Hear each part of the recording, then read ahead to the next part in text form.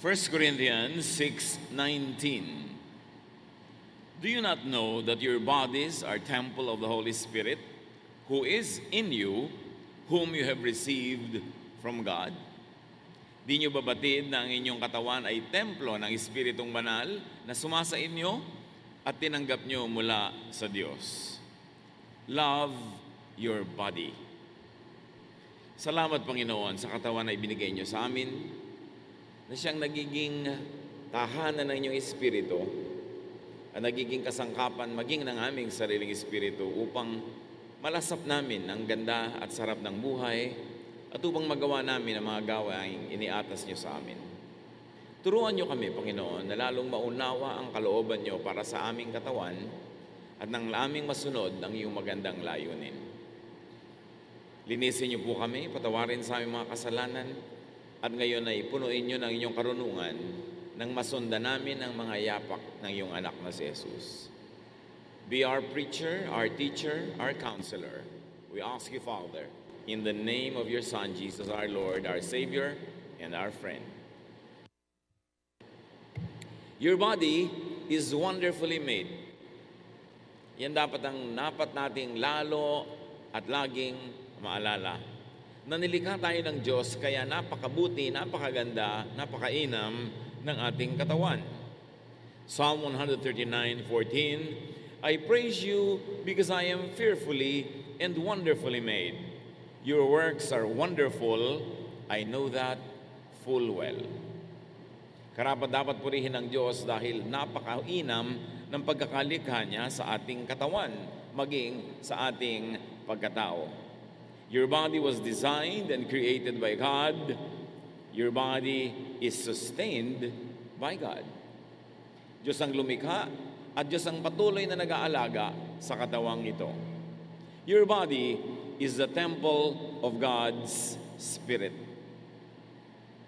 Ang templo ng Diyos ay hindi tahanang bato, hindi muog, hindi pader, hindi building, hindi lugar, hindi bundok. Ang templo ng Diyos ay katawan ng tao na sumasamba sa Kanya. Genesis 2:7, Then the Lord God formed a man from the dust of the ground and breathed into his nostrils the breath of life, and the man became a living being. Nagiging banal ang lupang katawan dahil ito'y tinatahanan ng Espiritong nagmula sa Diyos. 1 Corinthians 6:19, Do you not know that your bodies are temples of the Holy Spirit who is in you, whom you have received from God? Isang tanong na may kasamang mariin na pagpapahalaga sa katotohanan na ang katawan ng tao ay mahalaga at ito'y pinapahalagahan maging ng Diyos. Meron tayong dapat laging maalala tungkol sa katawan na ibinigay sa atin ng Diyos, that your body loves you. It is always working to keep you alive. Mahal ka ng iyong katawan. Kahit tulog ka, hindi tumitigil sa pagtiwak ang iyong puso, pumping blood to the outermost parts of your body. Kahit tulog ka, hindi tumitigil sa paghinga ang iyong mga baga. Kapag nasugatan ng iyong katawan, ang iyong dugo ay naaampat, hindi tumitigil ng paglilingkod sa atin ang ating katawan. Your blood circulates, bringing nourishment to every part of your body. Kahit hindi mo alam, your hair and your nail grows. Your immune system is always defending you and fighting you against invaders, against infection. Your stomach always digests your food. And your senses are always working to defend, warn, protect, and even please you. Hindi tumitigil sa paglilingkod ng katawan na ito. Ano man ang ating kinakain, sinasala ng ating atay. Ano man ang ating ginagawa, ikinokorek, binabalanse ng ating katawan. Pag pagod na pagod ka na, pinapaantok ka ng iyong katawan para ipahinga mo siya. Dahil hindi siya pwedeng abusuhin ng sagad-sagaran. Pagka sobra na ang tulog mo, ginigising ka na. Pagka nga ikaw ay nanganganib, pag natutulog ka, ginigising ka ng iyong katawan. Pagka nga maiihi ka na, ginigising ka pa rin ng katawan mo para gawin mo na yon. Mahal na mahal tayo ng ating katawan at inutusan ng Diyos ang ating katawan na tayo'y mahalin. At inutusan din ang katawan na mahalin ang isa't isang bahagi nito. Galing yun sa may likha.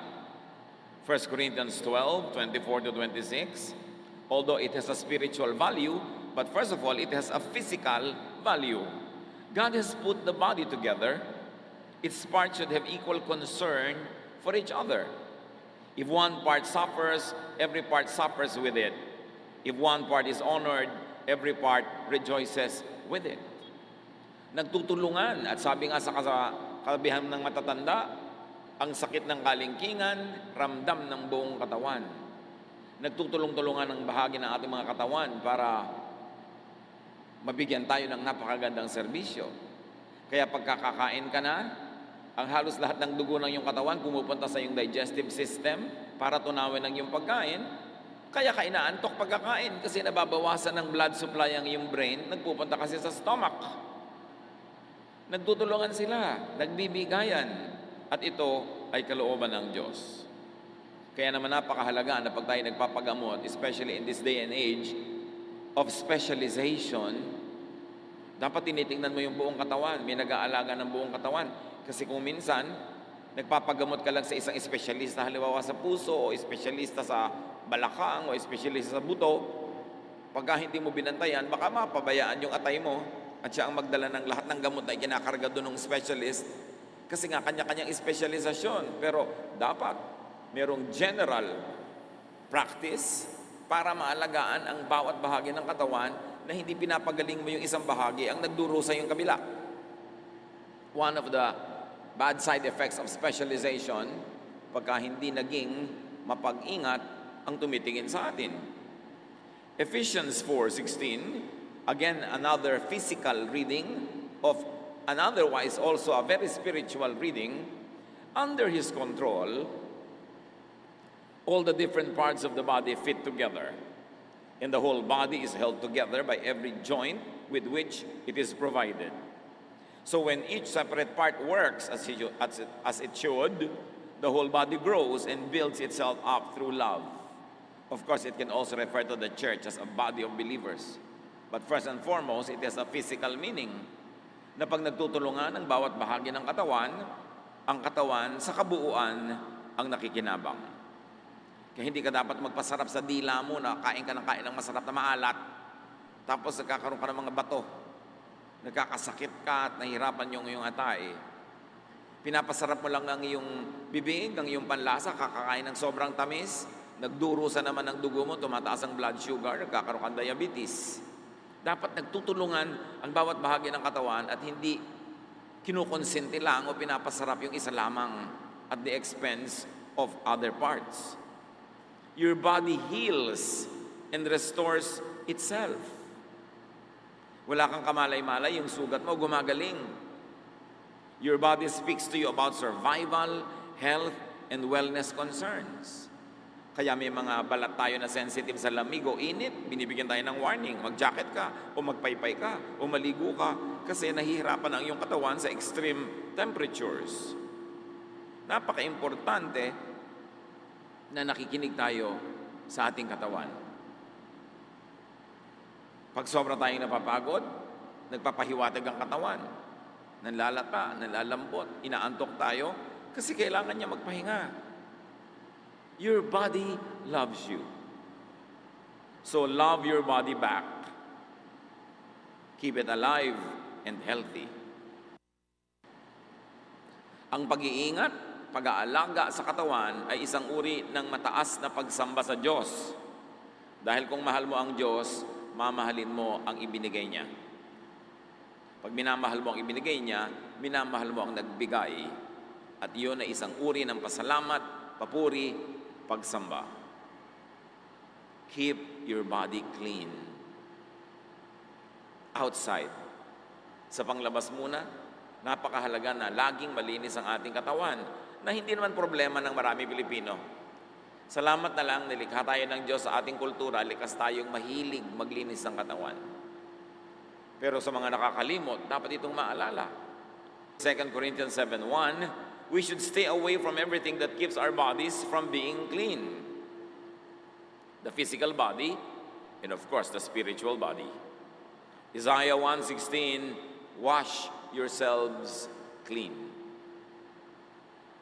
Dapat malinis lagi para hindi tayo nasasalakay at nagugupo ng mga mikrobyo. And of course, keep your body clean inside.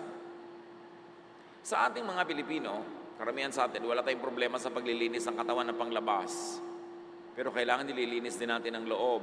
Feed your body with healthful foods and drinks. Ligo ka ng ligo, pabango ka ng pabango, ang linis-linis mo, tapos umiinom kang lason. Yung mga kung ano-anong mga sobrang carbonated, sweetened, artificial, chemical drinks. Mga inumin na nagpapanggap na juice.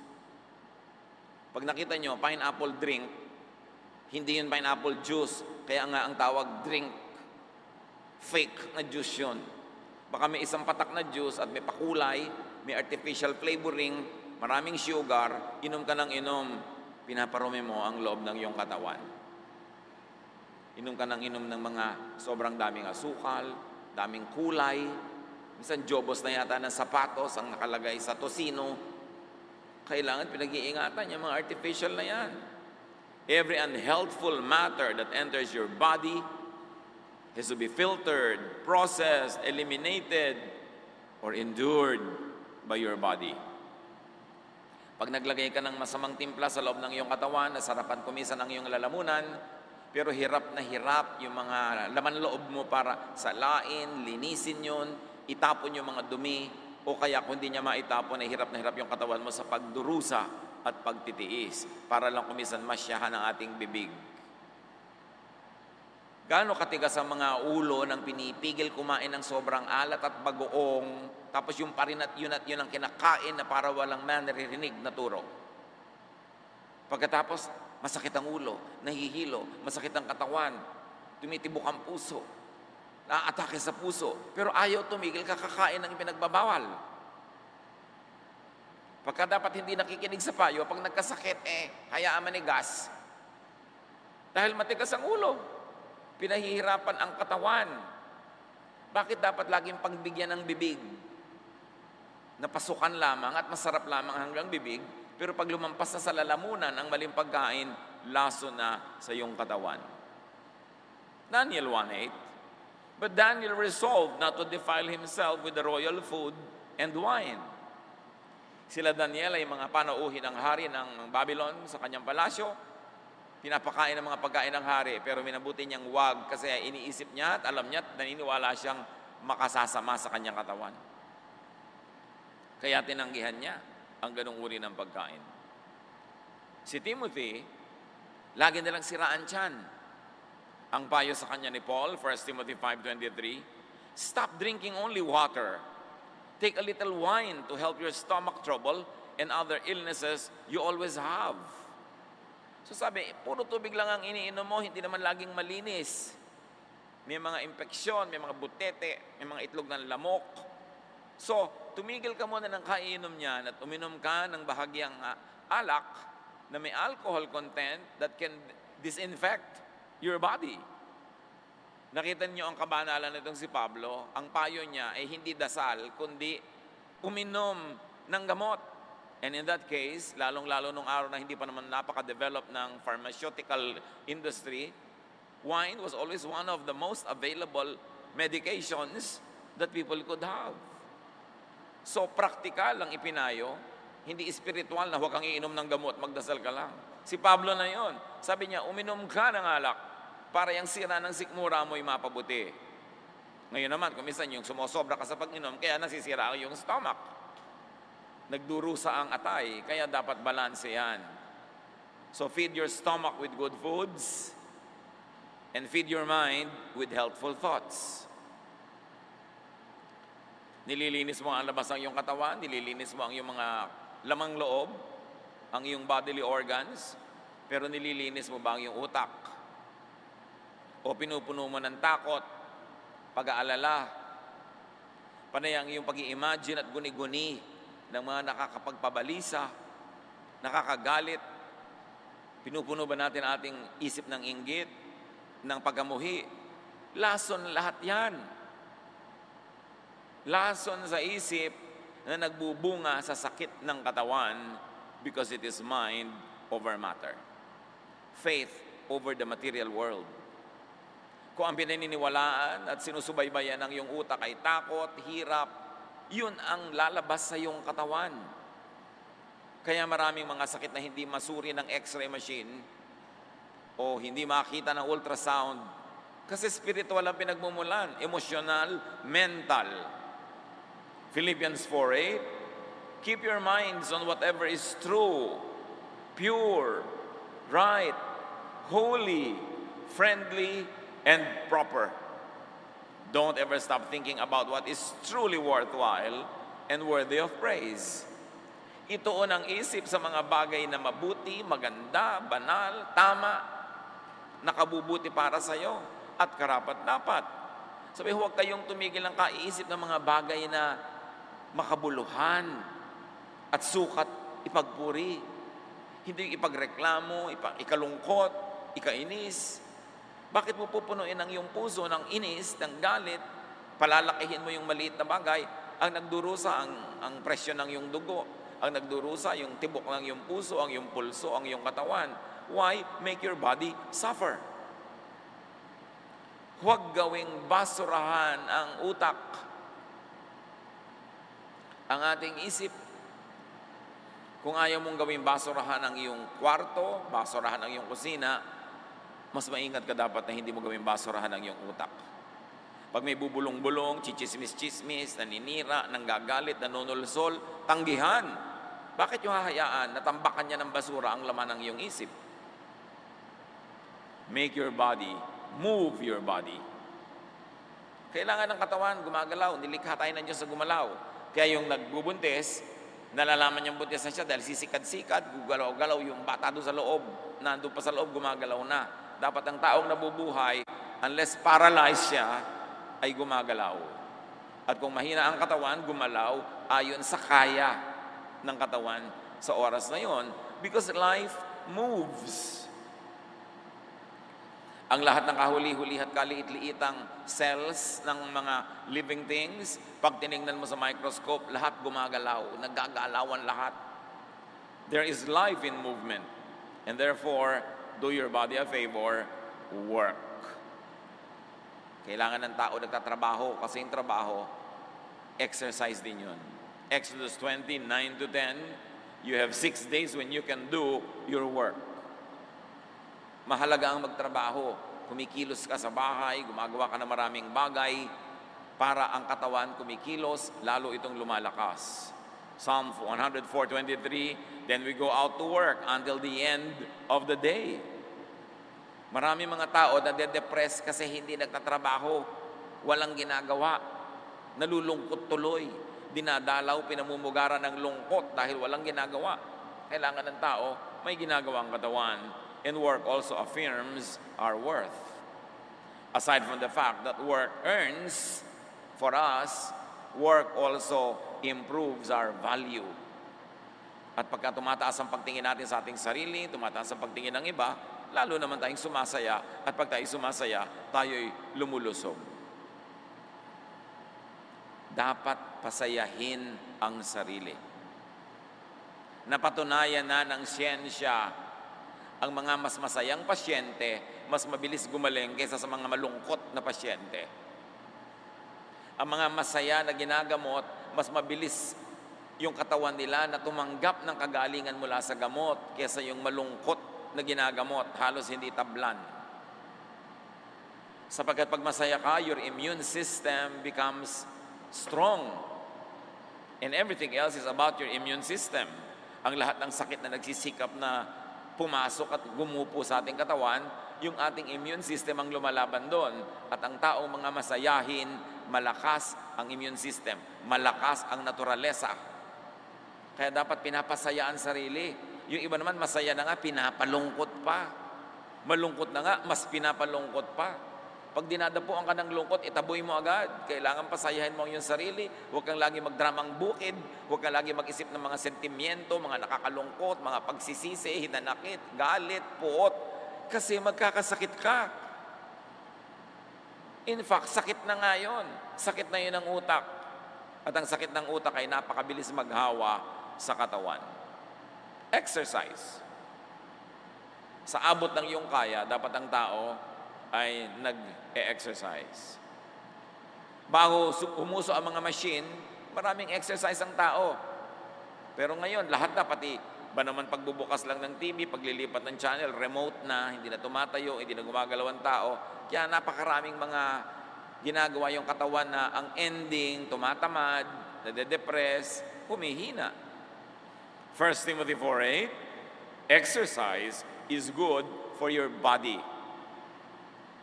Ang taong maka-Diyos, nag-e-exercise. Sabihin nyo nga sa katabi nyo, with feelings, hindi na dadaan sa dasal lang lagi. Maka-Diyos ka pala, mag-exercise ka. Bahagi yon ng tamang pananampalataya. Ulitin nyo pa. Ganyan, may kasama dapat panlilisik ng mata. Lalo't alam nyo yung kausap nyo, napakatamad mag-exercise. Tapos upo ng upo, kain ng mga kung ano-ano mga sitsirya.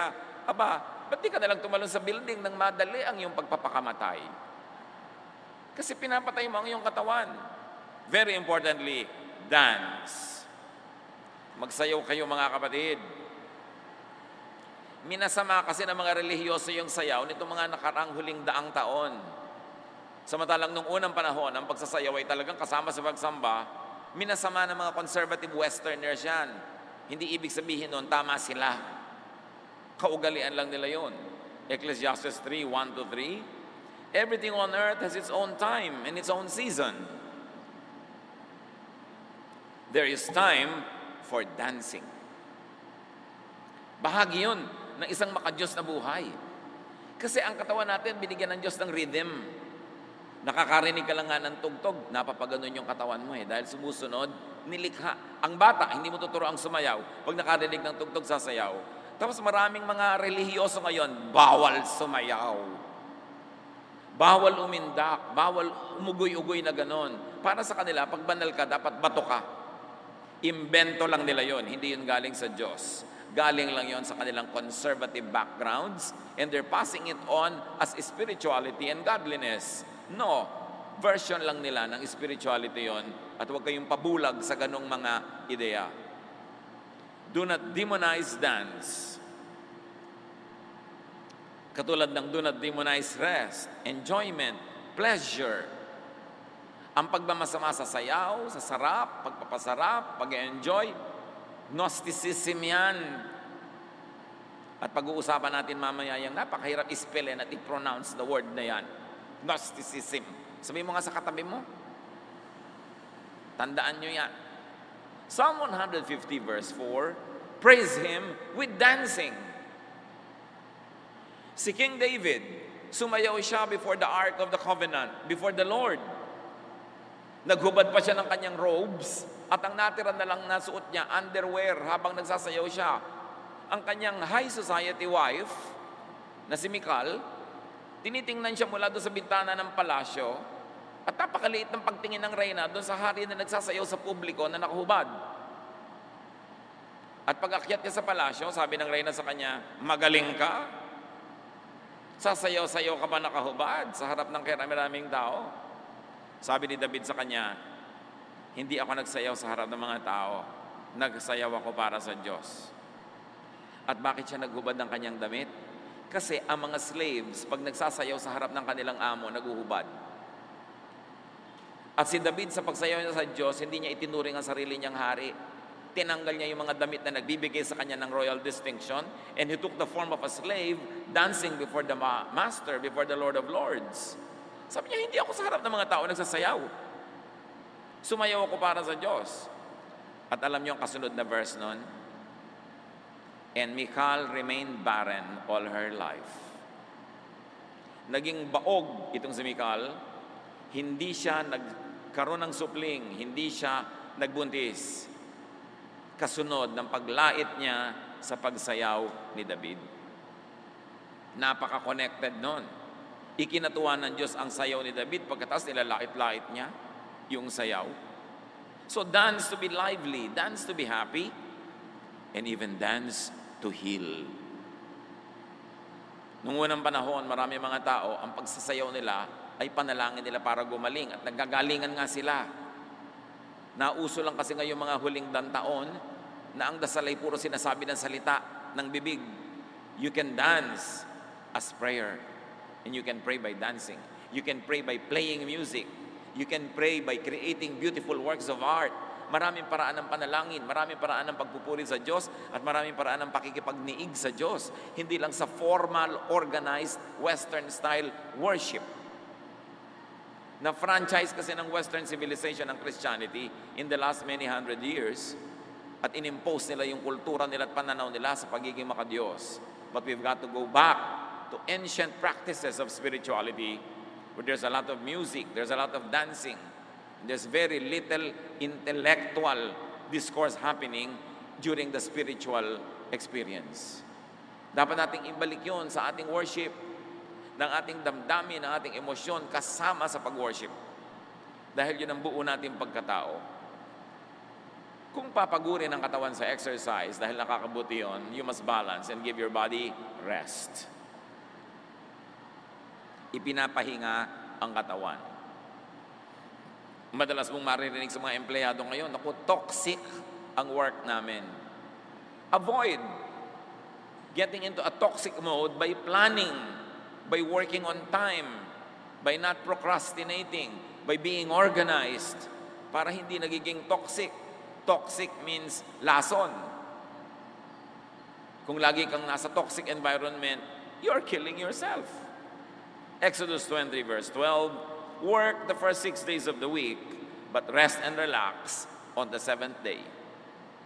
Mga workers, mga empleyado, mga estudyante, nagiging toxic ang trabaho nyo kasi madalas you procrastinate. Ipinagpapaliban yung gagawin ngayon, ipinagpapabukas. Yung gagawin this week, ipinagpapa-next week. Kaya sabay-sabay lahat, nagkakraming pagka-deadline na. By organized timing, may iwasan yung ganyang mga klaseng trabaho na toxic. Paliban pamisa-misa na biglaan talaga kailangan. Pero madalas yung mga nagsasabing toxic, kulang sa planning, kulang sa organization, kulang sa pagsisimula sa oras. Importante na nagpapahinga. Ang sobrang napapagod, nade-depress. Tulad ni Elijah, sa pagod, gusto nang mamatay. Nung nakatulog ng konti at nakakain ng konti, gusto na uling mabuhay. Pagod lang pala, gutom lang pala. 1 Kings 19:7, the angel of the Lord came back a second time and touched him and said, get up and eat, for the journey is too much for you. Kahit ka propeta, kahit ka alagad ng Diyos, may hangganan ang kaya ng iyong katawan. The journey is too much for you. You've got to rest. You've got to sleep. And after sleeping a while, get up, eat, and sleep again. Kung yun, super prophet na, tayo pa kaya ng mga karaniwang tao ang hindi mangangailangan ng tamang pahinga. Mark 2:27, Jesus finished by saying, people were not made for the good of the Sabbath. The Sabbath was made for the good of people. Yung mga tao kasi sa sobrang pagiging relihiyoso, naging amo na nila yung pag-observe ng Sabbath. Sabi ni Jesus, baliktad, ibinigay ang Sabbath para sa inyong kapakanan, hindi para paglingkuran nyo siya. So gawin nyo during the Sabbath kung anong nakakasiya, nakakalugod, at nakakapagpasaya sa inyo. Para sa inyong kabutihan yan, hindi yan amo. People of God, give your body enjoyment, pleasure. Reward yourself. Reward your body. Si Solomon na binigyan ng iba yung katalinuhan, hindi niya na-miss yung mahalaga. Sabi niya sa Ecclesiastes 2:10, I denied myself nothing my eyes desired. I refused my heart no pleasure. My heart took delight in all my labor, and this was the reward for all my toil.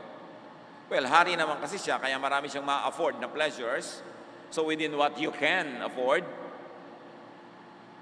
please yourself. Please your body. And don't feel guilty about it. Yan nga yung pinag-uusapan natin kanina na Gnosticism.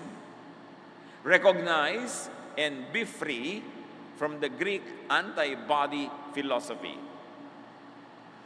Itong Gnosticism ay inimbento ng mga Greeks na halos maitutumbas mo ang katuruan na ito sa kontra siya sa katawan, kontra sa sarap ng katawan, kontra sa layaw ng katawan.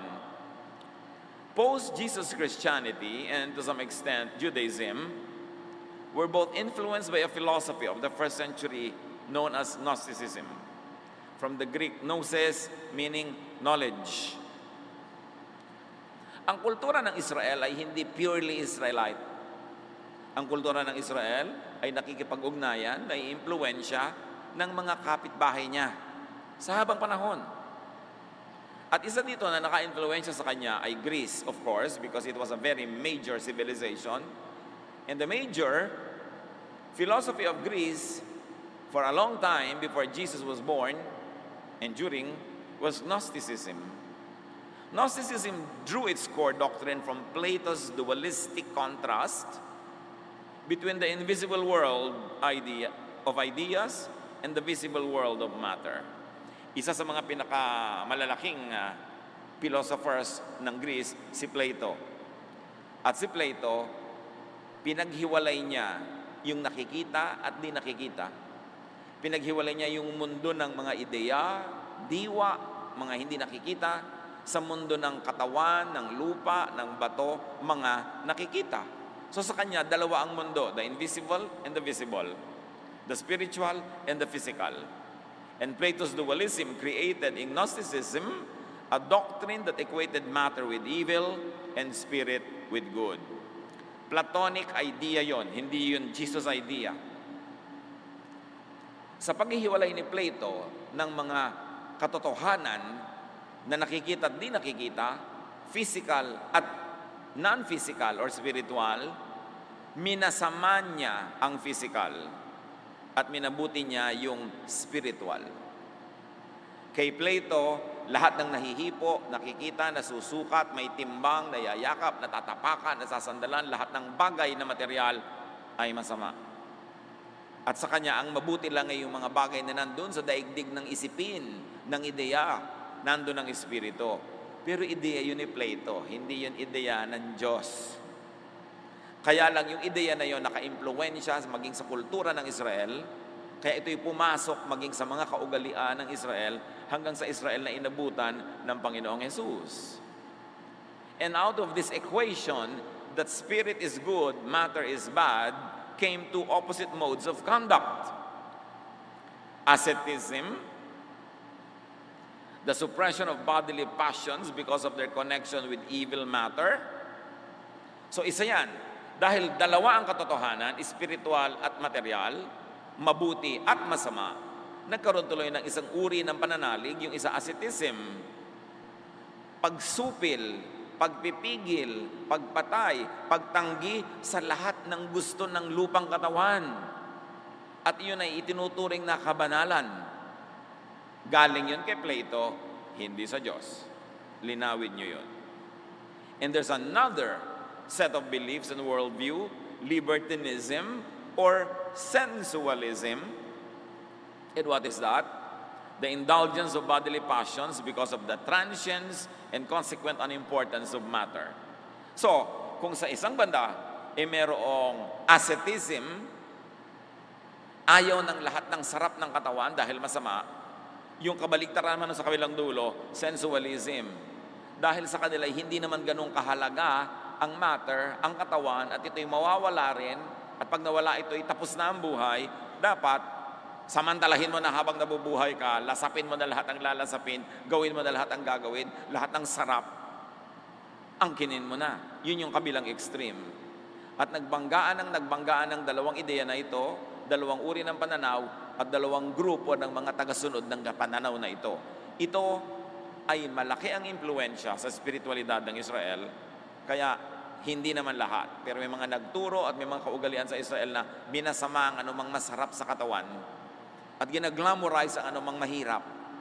At nagbunga ito sa 2,000 years of Christian history later ng monasticism.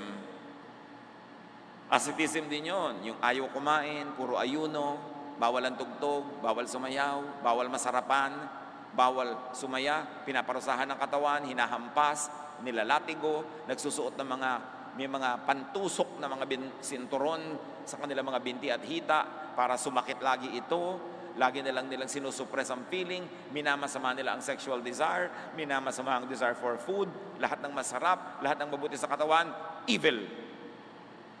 Asceticism yun.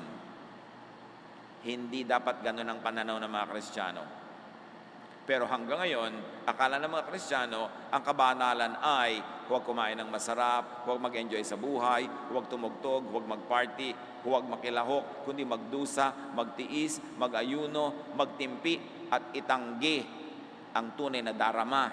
Kaya sabi ni Jesus, you hypocrites, ayaw niyong tanggapin ang tunay na darama nyo dahil iniisip niyo masama yun.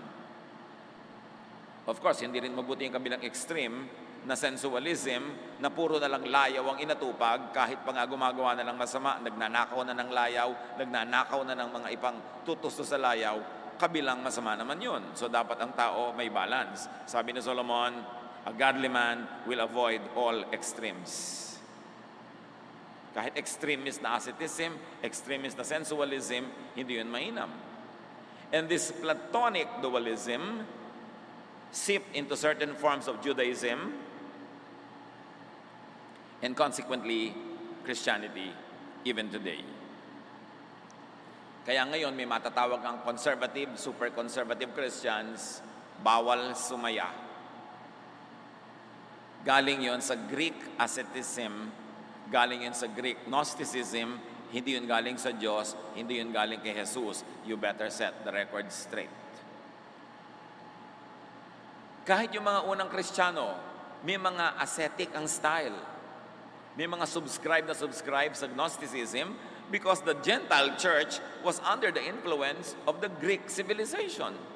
Even the community of those under John the Evangelist subscribed to asceticism. Kaya sa Book of John, napakaraming paghihiwalay niya sa spirit, sa matter, sa masama't mabuti, sa liwanag, sa dilim. Maraming ganun si John at ang kanyang mga followers were considered very, very ascetic in their exercise of their Christianity. And soon, this kind of philosophy and belief in the communities led by John the Evangelist would influence later Christians. Later Christians, may influence sila. But Jesus taught and modeled enjoyment. Yan ang hindi na-appreciate ng maraming Christian madalas. In fact, sabihin nyo nga sa katabi nyo ang sagot, ano ang unang himala ni Jesus? Sabihin sa katabi. His first recorded miracle was to turn water into wine. Tama ang sagot o hindi tama? Hindi niya nilagyan ng ulo yung sardinas, hindi yun ang unang miracle. Ang unang miracle was, ang tubig ginawa niyang alak. Bakit? Wala nang alak, may wedding party, edi uwian na. No, Jesus turned water into wine to extend a wedding party. Yun ang unang-unang himala. You would think na ang unang himala niya dapat nagpalakad ng pilay, nagpagaling na may sakit. No, ang unang himala niya, in-extend niya yung kasiyahan ng isang pagtitipon. Yun palang kitang-kita na kung ano ang tunay na layunin ni Jesus para sa mga tao. And throughout the Gospels, you see Jesus eating and drinking. Matthew 11:19, but the Son of Man goes out around eating and drinking. And you say, that man eats and drinks too much. He is even a friend of tax collectors and sinners. That is the Jesus, our Savior, the Son of God, the King of Kings, the Lord of Lords, the Teacher of Teachers. He went around eating and drinking. Bring this Jesus back to Christianity. Kasi inalis siya ng asceticism, inalis siya ng Gnosticism, at pinalitan siya ng conservatism. Matthew 9:14, then John's disciples came and asked him, how is it that we and the Pharisees fast often, but your disciples do not fast? Nakita nyo, siyempre kung anong ginagawa ng Master, yun ang ginagawa ng mga tagasunod. At ang mga tagasunod ni Jesus ay nilalait, tinatanong, ba't hindi kayo mahilig mag-ayuno? Bakit kami? Ayuno ng ayuno, tapos kayo, hindi. Then later on, Christians would glorify fasting too much. May gumagaya pa kay Jesus ng 40 days. Hindi naman niya sinabing gayahin siya. At yun lamang ang recorded fast ni Jesus. A very important fast, which happened only because he was in the wilderness and there was nothing to eat. Hindi naman siya nagpasyang magfa-fast ako ng 40 days. Dinala kasi siya ng Espiritu sa ilang at doon siya ay sinubok. At nagkataon wala naman siya dalang bawang pagkain. Kaya 40 days siya tuloy nag-fast, pero hindi sinabing gagawin mo rin yun sa buhay mo dahil hindi naman ikaw si Jesus. Kasi kung kokopyahin mo yun, di ba't di ka nalang papako sa krus? Kumpletuhin mo na ang pagkopya. Meron tayong kinokopya kay Jesus, sinasabi ng ating utak. Pero merong hindi, pangkanya lang yun. Ministry niya yun, hindi natin ministry. And Jesus is known to rest and to sleep.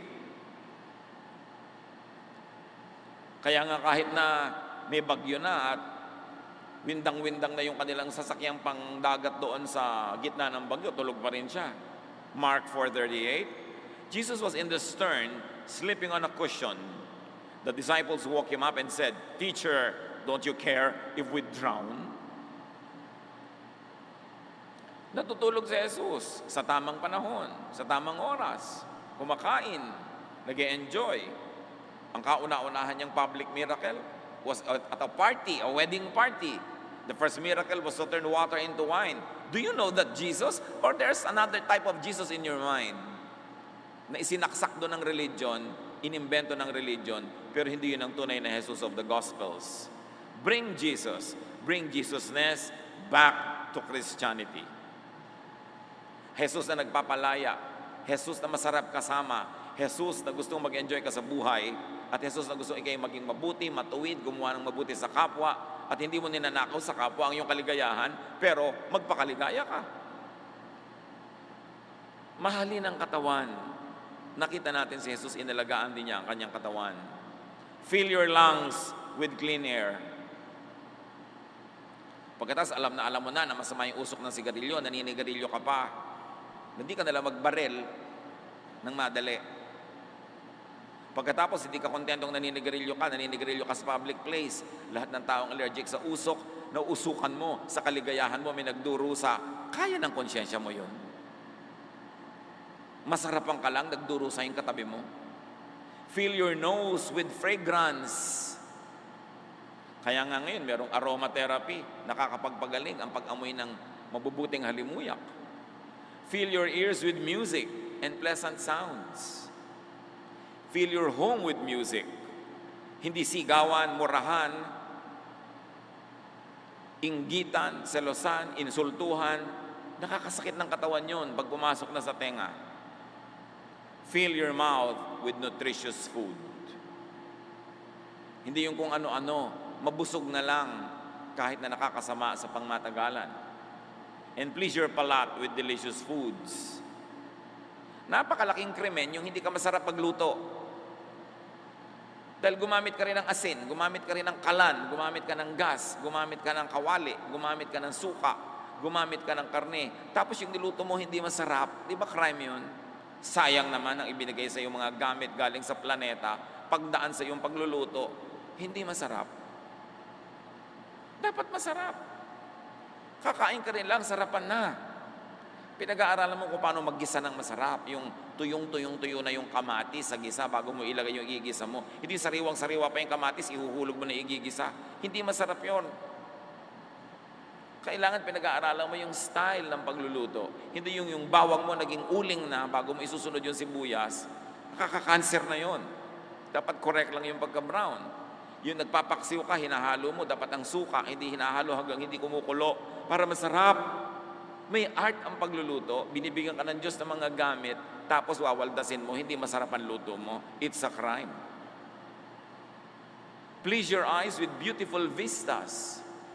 Dapat inaayos natin yan hanggang kaya ng ating bulsa at kaya ng ating lakas, inaayos mo yung bahay mo. Hindi yung kama mo abstract dahil nandun yung kawali, nandun yung hanger, nandun yung sapatos, nandun lahat. Ang gulo-gulo. And please your skin with nourishing sensations. Kung minsan yung kumot mo, hindi natatabla ng apoy sa dumi.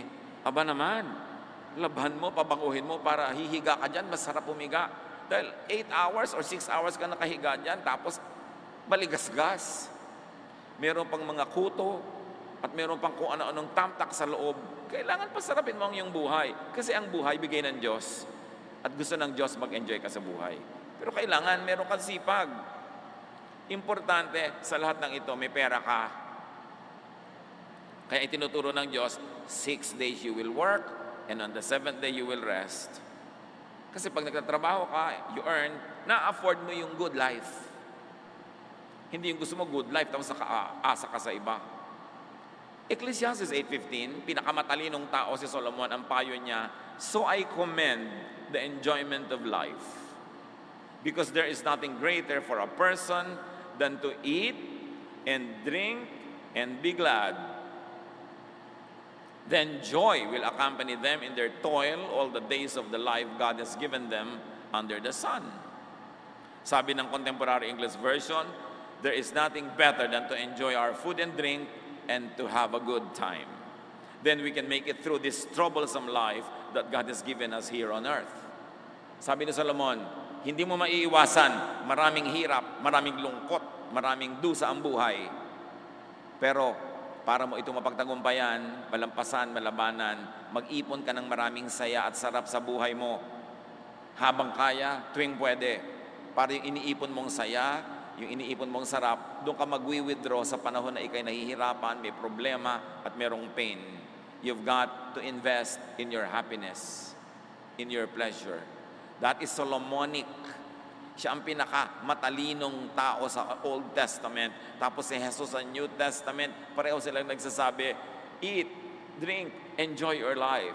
Hindi bawal yan sa Diyos. Ang nagpabawal niyan, the Greek idea of Gnosticism, si Plato, na naka-influence sa maraming Hudyo, sa maraming Kristiyano hanggang ngayon. At akala nila yung ganong pagdurusa at pagtitiis ng katawan ay galing sa Diyos. No, galing yun kay Plato. Corinthians 6:19-20. Do you not know that your bodies are temples of the Holy Spirit who is in you, whom you have received from God? You are not your own. You were bought at a price. Therefore, honor God with your bodies. Sabi, hindi nyo pag-aari ang mga katawan nyo.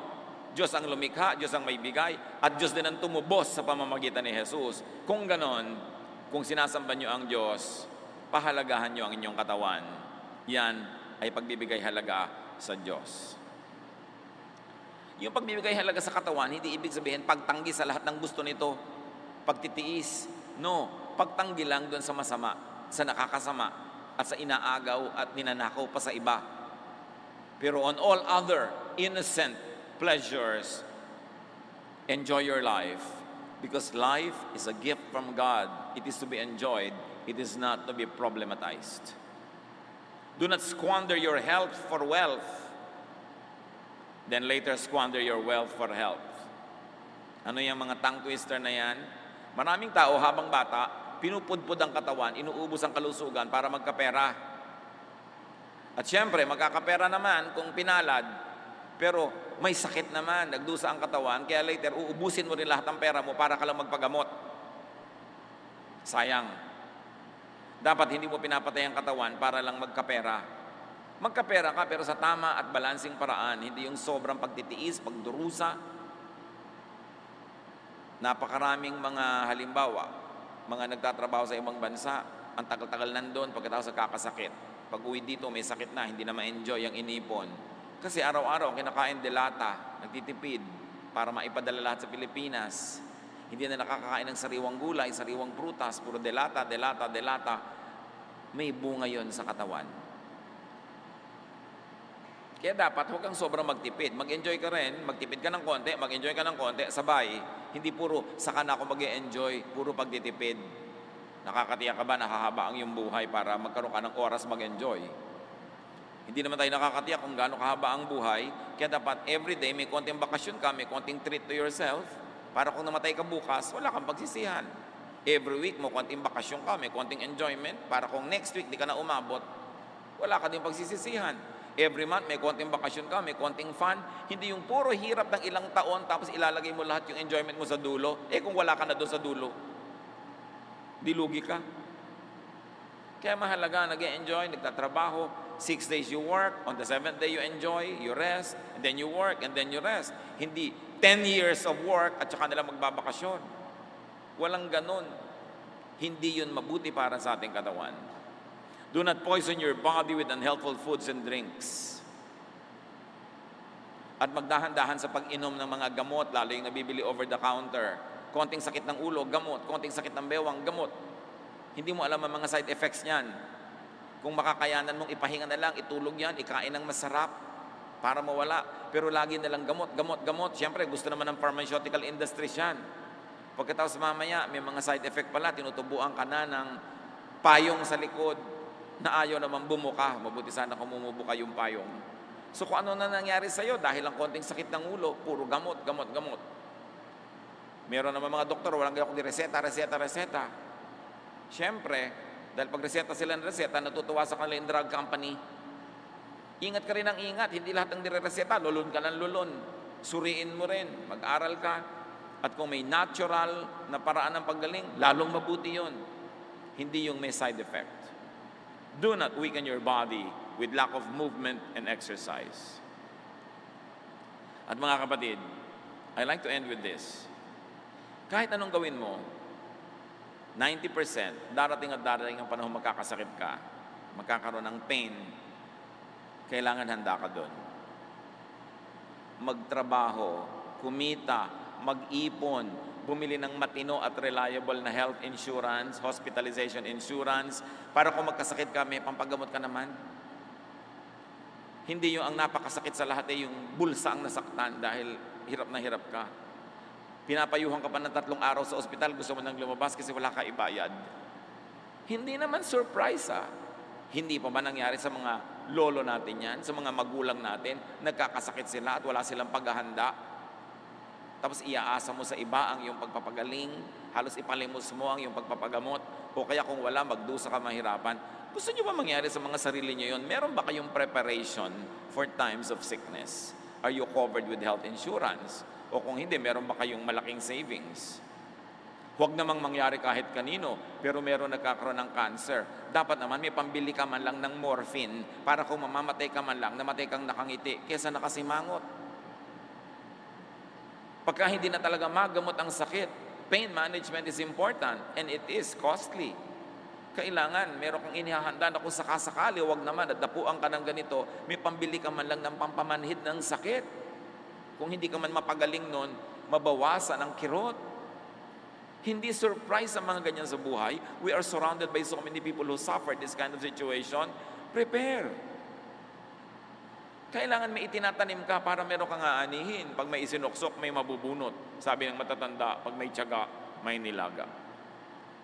Spare your body from pain, but prepare for possible pain. Earn, save, have a coverage. And one more thing. You could be surrounded by people who are suffering.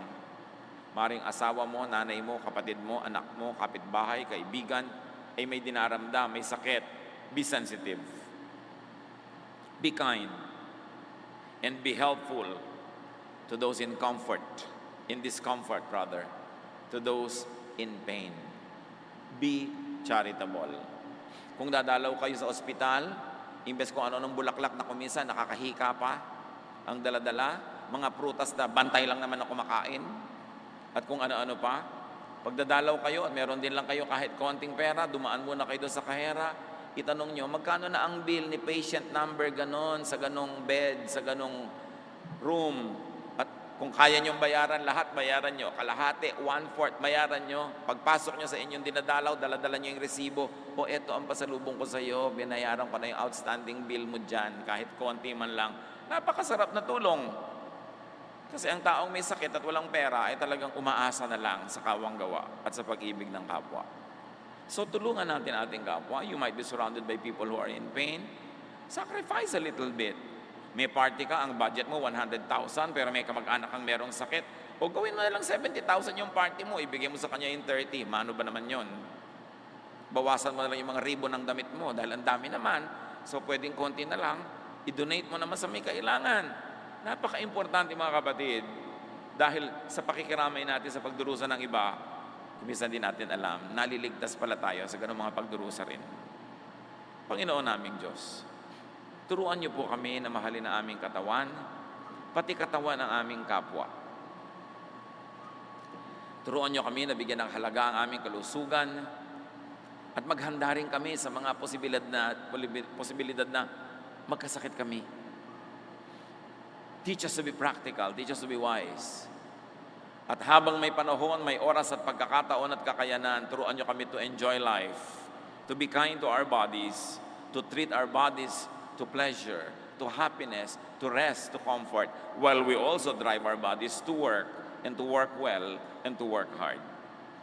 Pagbulay-bulayan natin mga kapatid ang mga katuruang ito, mahal ng Diyos ang ating katawan, dapat din nating mahalin.